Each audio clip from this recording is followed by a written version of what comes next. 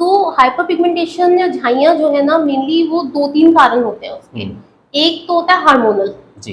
कि जो कि हार्मोन्स की कुछ प्रॉब्लम हो गई उसकी वजह से आ जाते हैं। दूसरा होता है प्रेगनेंसी के टाइम पे जी, या जी, खास प्रेगनेंसी तौर के से बाद पे, देखा जाता है। वो ज़रूर जी। देखा जाता है। उसमें भी जो हार्मोन्स होते हैं वही मेन कारण जी। होते हैं। सबसे पहले तो हम पेशेंट से ये कहते हैं कि आप जितना हो सके उतना पानी पिएँ, जी। कहीं बाहर जाएँ तो अपना फेस कवर करके जाएँ, प्लस सनस्क्रीन, एक अच्छी सनस्क्रीन लगाएँ। विटामिन सी जो है वो बहुत हेल्प करता है, जी। वो इम्यूनिटी बूस्टर तो होता ही है, जी।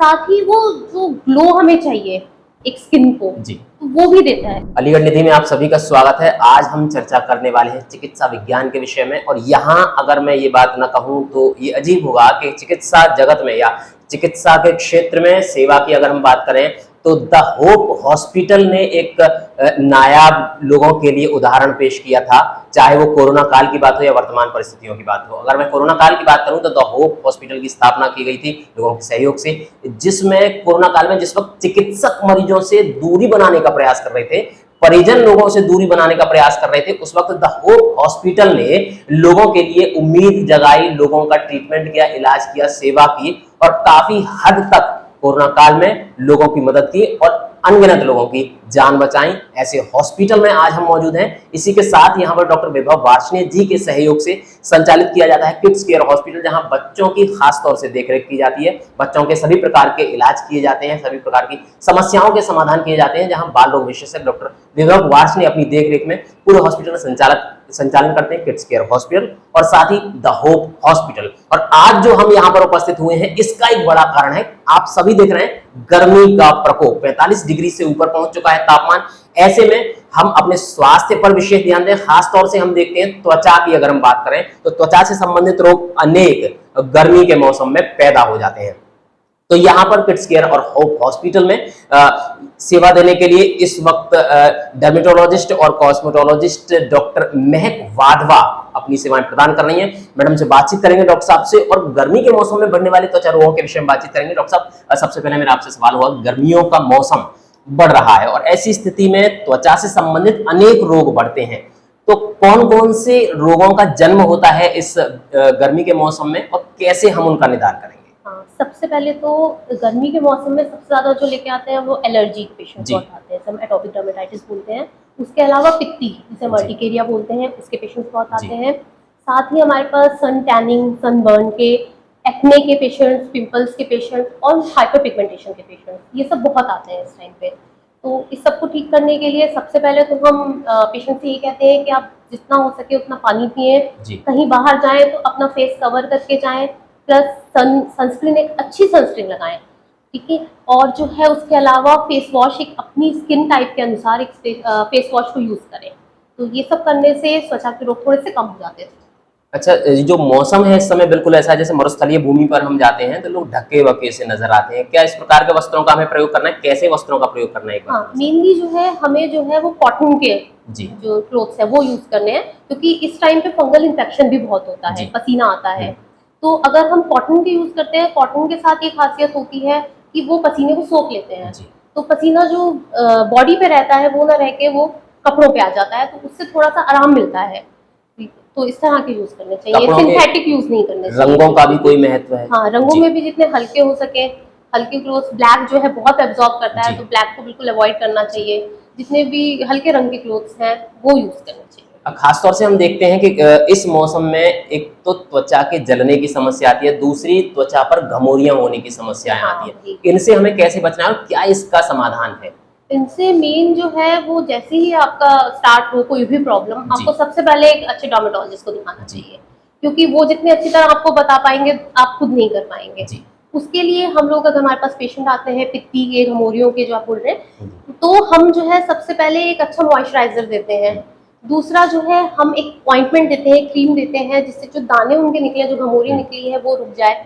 साथ ही क्योंकि इसमें साथ में जो है खुजली भी होती है, तो हम एक खुजली की दवाई भी देते हैं। ये 3-4 चीजें हम यूज करवाते हैं, उससे पेशेंट को आराम मिल जाता है। अच्छा डॉक्टर साहब, कई बार देखने में आता है जैसे कि आपने कहा पित्ती, लोग पित्ती को देखते ही एक एबिल नाम की किसी टैबलेट का घर पर ही प्रयोग कर लेते हैं। क्या वो सुरक्षित है ऐसा करना? हाँ, मतलब उससे क्या होगा कि वो आपकी जो रेडनेस है, जो पित्ती उभर आई है, उसको रोक देगी, इचिंग को रोक देगी, खुजली को रोक देगी, पर वो सिर्फ रोक देगी जब तक आप जी, खाएंगे तब जी, तक। उसके बाद जैसे ही उसका असर गया वैसे ही फिर से वापस आ जाएगी। तो हम जो हमारे पास जब आते हैं तो हम एक प्रॉपर उनको बताते हैं कि कैसे आपको कंट्रोल करना है इसको। जी। सिर्फ ये नहीं कि ट्रीट कर दिया, हमें ये भी बताना होता है कि कैसे आपको फिर से ना हो ये प्रॉब्लम। तो वो चीज़ फिर एक अच्छा डॉक्टर ही बता सकता है। अच्छा डॉक्टर साहब, वर्तमान में जैसा कि हम देखते हैं खासतौर से सौंदर्य पर भी विशेष ध्यान रखा जाता है, क्योंकि पर्सनैलिटी हमारी विशेष प्रभाव डालती है अगर हम जॉब में हों तो भी। तो ऐसी स्थिति में खासतौर से मैं बात करूंगा गर्ल्स के लिए, तो क्या सुझाव देंगी आप गर्मियों में लड़कियों को कि उन्हें कैसे अपनी त्वचा की देखभाल करनी है? मैं यही कहूँगी, एक तो फेस वॉश एक अच्छा यूज करें, जी। ठीक है, क्योंकि आजकल बहुत सारे ब्रांड्स आ रहे हैं जो कि डर्मेटोलॉजिकली टेस्टेड नहीं है। तो मोस्टली क्या होता है, गर्ल्स वही यूज कर लेती हैं क्योंकि वो सस्ता होता है, जी। पर उसका असर वो नहीं आता जो हम लोग देंगे, उसका असर ज्यादा अच्छा आएगा। दूसरा, सनस्क्रीन बहुत सारे ब्रांड्स की आ रही हैं, पर जो हम देंगे उनका असर ही अलग होगा। तो ये दो चीजें तो हैं ही। साथ ही हम कुछ जो है, अगर आपको बहुत ज्यादा इंस्टेंट वो चाहिए तो हम कुछ प्रोसीजर्स भी करते हैं जी। जिससे वो ग्लो आ जाता है और एंटी एजिंग का भी काम करते हैं। तो जैसे डर्मा रोलर है, पील्स हैं, तो आप ये भी करा सकते हैं हमसे। अच्छा, एक चीज और देखी गई है खासतौर से अभी युवा पीढ़ी में, जो ज्यादा मेहनत करते हैं, खान पान पर ध्यान नहीं देते, झाइयां और डार्क सर्कल क्यों होते हैं और क्या समाधान उनका कर सकते हैं? मेनली जो झाइयों की बात करें, जिसे हम हाइपर पिगमेंटेशन जी। या मेलेस्मा बोलते जी। हैं हमारी उसमें, तो हाइपर पिगमेंटेशन या झाइयां जो है ना, मेनली वो 2-3 कारण होते हैं उसके। एक तो होता है हार्मोनल, जी।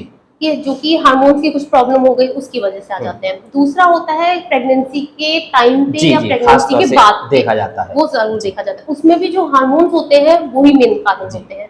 तीसरा जो मेन जो होता है ना, वो होता है सन डैमेज। ओके। आपने सनस्क्रीन यूज नहीं करी, आपने ऐसे सोचा सनस्क्रीन का क्या उपयोग है, कोई नहीं है, आपको 4-5 दिन साल हो गए आपने यूज ही नहीं करी है, तो वो सन का डैमेज जो होगा ना, वो आपको एज झाइयां, एज हाइपर पिगमेंटेशन आपके फेस पे दिखेगा। तो इसके कारण जो है, क्योंकि सनस्क्रीन अच्छे से यूज नहीं करी या अच्छी सनस्क्रीन यूज नहीं करी, उस वजह से झाइयां हो जाती है। और डार्क सर्कल के और बारे में डार्क बात करते सर्कल्स हैं। का जो है मेन कारण जो होता है, जो मैंने देखा है, वो मोस्टली हीमोग्लोबिन कम होना। ओके। ठीक है। दूसरा होता है कि आपने वाटर इनटेक आपका बहुत कम है। तीसरा होता है कि आपकी स्लीप आपकी ठीक से नहीं हो रही है, आप ठीक से नहीं 8 घंटे या 6 घंटे की नींद आप नहीं ले रहे हैं। तो ये सब कारण होते हैं। और अगर किसी को भी ये परेशानी है, आप हमारे पास आइए, हमारे पास इसका जो है निवारण है, ट्रीटमेंट है, हम करते हैं। अच्छा, वर्तमान में एक चीज और देखने में आ रही है, क्योंकि त्वचा से संबंधित बहुत सी बातें हमें आपसे करनी है, तो मैं विस्तार से ही पूछ लेता हूँ कि युवा उम्र में ही, कम उम्र में ही लोगों की त्वचा के सिकुड़ने की समस्या प्रारंभ हो जाती है, बुढ़ापा कम उम्र में दिखाई देने लगता है, उसके क्या कारण हैं और युवाओं को क्या सलाह देंगे इसके लिए? उसके मेन कारण वही है जो मैं बता रही हूँ कि आजकल अच्छा वो यूज नहीं करते हैं प्रोडक्ट्स जो हैं। अच्छा। तो मेन जो है वो सनस्क्रीन को यूज ना करना, दैट इज द मेन। उसके अलावा एक अच्छी नाइट क्रीम और एक अच्छी डे क्रीम और एक अच्छा फेस वॉश, ये 4 चीजें अगर आपने रूटीन में अपने ऐड कर ली तो वो एंटी एजिंग का काम करेंगी और आपके जो एजिंग के जो प्रोसेस है उसको थोड़ा सा डिले कर देंगी। तो ये सब आप अगर कराते हैं, साथ में अगर आप जो है हमसे डर्मा रोलर, हमसे पील करा लेते हैं, तो ये all these help in the anti ageing process. तो ये सब से आपको पता रहा। अच्छा, कई बार ऐसा कहा जाता है कि हम विटामिन सी के स्रोत लें, जैसे कि आंवला आदि, क्या ये प्रभावशाली है? प्रभावशाली है, बिल्कुल प्रभावशाली है। विटामिन सी जो है वो बहुत हेल्प करता है, वो इम्यूनिटी बूस्टर तो होता ही है, साथ ही वो जो ग्लो हमें चाहिए एक स्किन को, तो वो भी देता है। तो हम भी विटामिन सी की कैप्सूल्स वगैरह जो टैबलेट्स हैं उनको रिकमेंड करते हैं, साथ ही हम विटामिन सी का सीरम वो भी हम पेशेंट को रिकमेंड करते हैं। अच्छा मैम, एक बहुत बड़ी समस्या इस वक्त युवाओं में देखने को मिल रही है, कम उम्र में ही बालों का गिर जाना, और ये इतनी बड़ी समस्या है कि जब कोई व्यक्ति गंजेपन का शिकार होना प्रारंभ हो जाता है तो उसके करियर को लेकर भी सवाल खड़ा हो जाता है, उसके विवाह को लेकर भी सवाल खड़ा हो जाता है। तो ये एक बहुत बड़ी चुनौती है युवाओं के लिए। क्यों ये समस्या उत्पन्न होना प्रारंभ हो गई है? पुराने समय में इतना नहीं होती थी, कारण क्या है इसके और क्या करें हम लोग? हाँ, मैंने भी बहुत सारे, मेरे पास पेशेंट्स आते हैं 20 से 30 की एज में, बहुत देखा है हेयर फॉल लेके आते हैं, मेल्स फीमेल्स सब। मेन जो रीजन है इसका वो है जो वाटर हम यूज कर रहे हैं हम अपने बालों को धोने के लिए, आजकल बहुत हार्ड वाटर है, तो उसकी वजह से ये हेयर फॉल की बहुत ज्यादा समस्या है। और उसके साथ जो है जो विटामिन, जो मल्टीविटामिन, मल्टी मिनरल्स जो हमें चाहिए वो हमें मिल नहीं पा रहे हैं, क्योंकि हर चीज जो है जो भी हम खा रहे हैं वो बिल्कुल बेकार है, अच्छी नहीं है। तो ये रीजन हो जाता है। इसके लिए हम जो है मेडिसिन, सीरम ये सब देते हैं। उसके अलावा हम उसमें जो है प्रोसीजर्स भी करते हैं, हम्म। जिसमें हम डर्मा रोलर करते हैं प्लस हम पीआरपी करते हैं। जी तो ये जो दोनों चीजें हैं ना, वो आपके हेयर फॉल में भी हेल्प करती हैं और हेयर रीग्रो में भी हेल्प करती हैं। तो सबसे पहले मैं ये कहूँगी, जैसे ही आपको लगे आपके हेयर फॉल स्टार्ट हो गया है, प्लीज एक डर्मेटोलॉजिस्ट को दिखा दें। तो हम जितनी जल्दी आप आएंगे उतनी जल्दी हम कंट्रोल कर पाएंगे। अच्छा मैम, कई बार लोगों के मन में एक डर होता है हेयर ट्रांसप्लांट को लेके, हम्म। क्या जायज है वो डर या नहीं डरना चाहिए? नहीं नहीं, बिल्कुल डरने की बात नहीं है। जी एक तो ये है कि आप हेयर ट्रांसप्लांट के लिए आइए तो एक मन बना के तो आइए ही, जी ठीक है। प्लस कुछ नहीं है, आपको उस दिन का है जिस दिन हेयर ट्रांसप्लांट होगा, प्लस 2-3 दिन का थोड़ा वो दिया जाता है कि कैसे आपको जो जी। है उसको करना है, बस। उसके अलावा हेयर ट्रांसप्लांट बहुत ही सेफ है, जी। अगर अच्छी जगह से कराएंगे तो कोई प्रॉब्लम नहीं है। अच्छा, एक समस्या और है, बालों से ही संबंधित एक प्रश्न और है मेरा कि समय से पूर्व बालों का सफेद हो जाना, हाँ, ये भी अच्छा। इसके क्या कारण है और क्या करना चाहिए? इसका भी मेन जो है मिनरल्स होते जी। हैं, जो कैल्शियम पैंथोनेट होता है वो हमें नहीं मिल पा रहा है, ये कारण है। दूसरा जो है मेन जो है वो यही है, वाटर आजकल हॉट वाटर हो रहा है तो वो कहीं ना कहीं हमारे इफेक्ट करता है। तीसरा जो है शैम्पू अच्छा यूज नहीं करना, जी। क्योंकि केमिकल्स से भरे हुए शैम्पू को आप यूज करोगे, और कुछ जो होते हैं पेशेंट्स वो मतलब बहुत ज्यादा शैम्पू यूज करते हैं, तो वो भी कारण हो जाता है। तो उसके लिए भी हमारे पास समाधान है, हम कुछ खाने के लिए टैबलेट्स देते हैं, मल्टीविटामिन मल्टीमिनरल्स देते हैं, प्लस कुछ सीरम आते हैं जिससे जो ग्रो हो चुके हैं, जो आपके वाइट हो चुके हैं, वो कुछ महीने में वो ब्लैक हो जाएंगे। अच्छा, तो वो हमारे पास। अच्छा एक बड़ा कॉमन सवाल है मैम कि जो हेयर डाई यूज करते हैं हम लोग, क्या वो सुरक्षित है? नहीं, जी हेयर डाई जो है वो केमिकल्स है, और डाई प्लस कलर्स जी जी। बहुत ज्यादा डैमेज करते हैं, आंखों को भी नुकसान पहुंचा सकते आंखों हैं को क्या? भी करते हैं, और जो फोरहेड है उसमें टैनिंग, जी एक कालापन आ जाता है फोरहेड पे, वो भी आता है, नेक पे भी आ जाता है, जी। बहुत बार जो है देखा गया है। और कलर्स तो डाई ऑब्वियसली रिच होते हैं केमिकल्स में, जी जी जी। तो वो परेशानी करते हैं और डैमेज कर देते हैं वो हेयर। मैम बहुत बहुत धन्यवाद ये तमाम बातचीत करने के लिए और ये हमें तमाम जानकारी देने के लिए। तो हमारे साथ मौजूद थी डॉक्टर महक वाधवा, डर्मेटोलॉजिस्ट और कॉस्मेटोलॉजिस्ट, जो इन दिनों अपनी सेवाएं प्रदान कर रही हैं द होप हॉस्पिटल और द किड्स केयर हॉस्पिटल में, डॉक्टर विभव वार्ष्णेय जी के यहाँ।